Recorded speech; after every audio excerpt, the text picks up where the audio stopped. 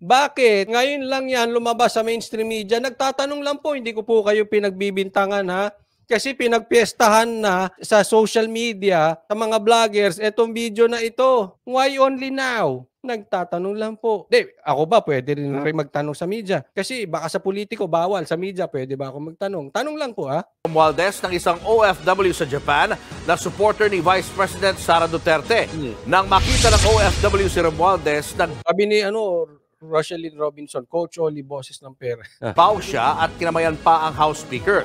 Pero hindi na niya binitawan ang kamay ni Romualdez sa Galing galing na pa. Hindi na niya binitawan ng kamay.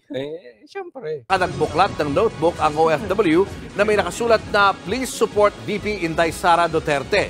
Natusok pa nga si Romualdez ng maliit na Philippine flag na hawak ng OFW.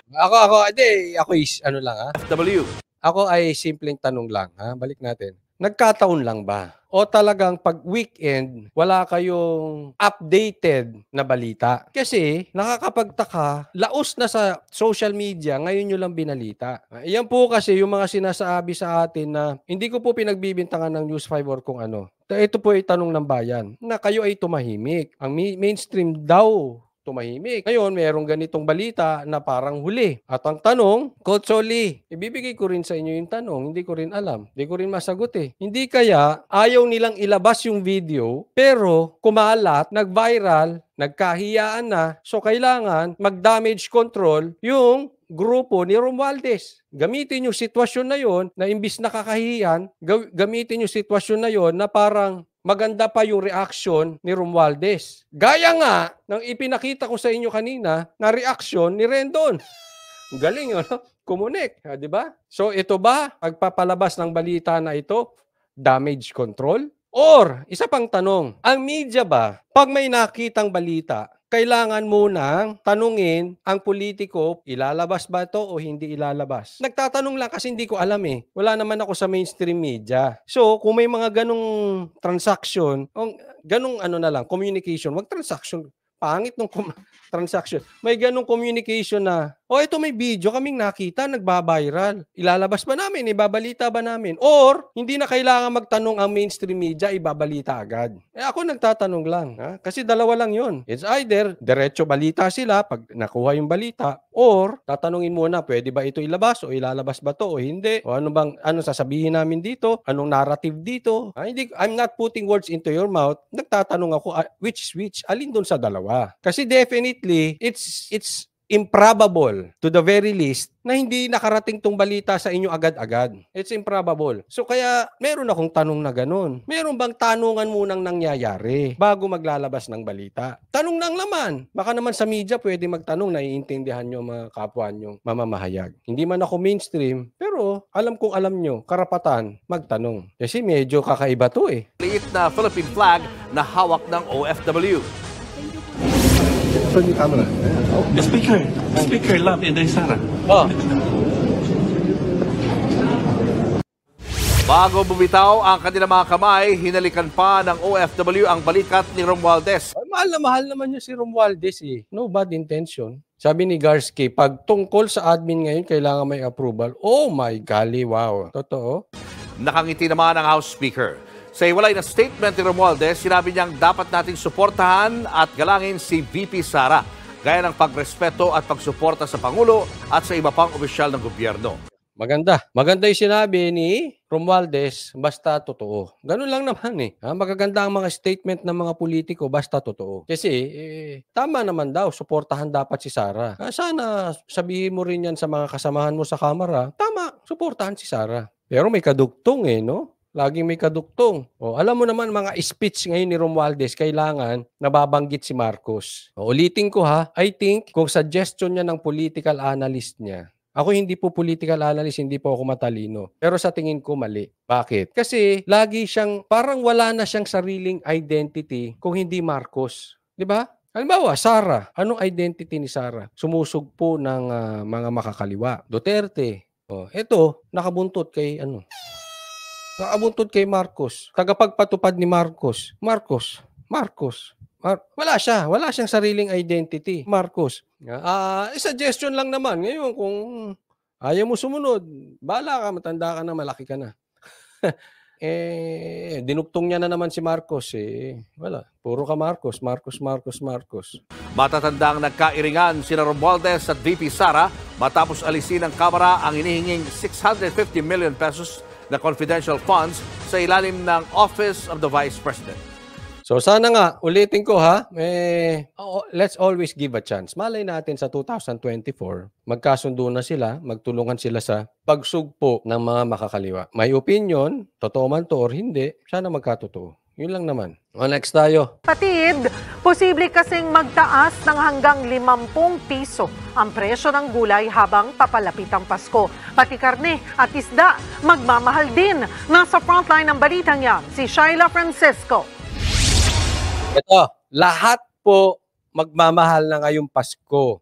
Kaya tinatawag ko po ang atensyon ni Speaker Romualdez at ni Representative Erwin Tulfo. Total, parang kayo na ang pumalit kay Mar Rojas na Mr. Palengke na hindi ko alam ano ba talaga ang purpose nyo sa pagpunta nyo sa palengke, yaan ba ay talagang trabaho nyo o hindi. But anyway, total nagpupunta na rin kayo sa palengke. May pa-picture na kayo dyan. Nang may silbi naman ang pagpunta nyo dyan, hindi lang pa-picture, hindi lang pa-video, nang may napuntahan yung pera ng taong bayan sa pagpunta nyo dyan, pakicheck nyo na rin. Kasi tataas ang presyo ngayong Pasko. Kawawa naman. Hindi ba pwede tayong ngayong Pasko, Pasko at New Year, medyo ceasefire muna tayo? Ha? Kahit kaplastikan, pababain nyo yung presyo. Yun lang naman Ako, pupurihin ko po kayo, ibaba nyo presyo sa palengke. Ha? Kahit ngayong Pasko lang. Hayaan muna nating mag-celebrate ng maayos.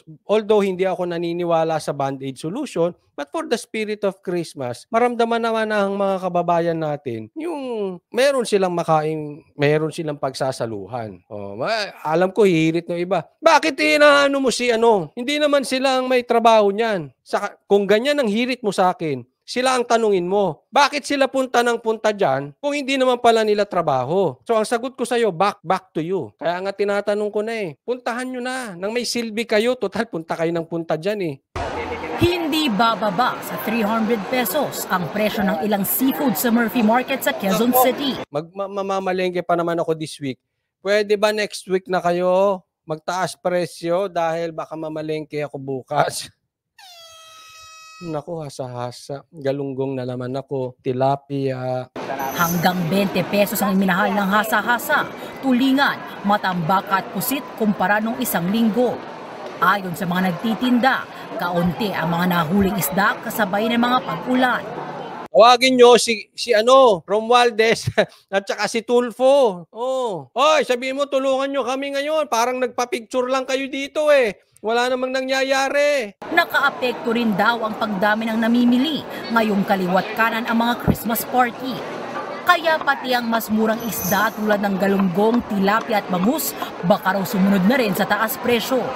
Pag ganitong may okasyon po kasi pataas ang kalakal, mga bilihin. Mataas ang dating ng siyempre tataas din kami ng presyo.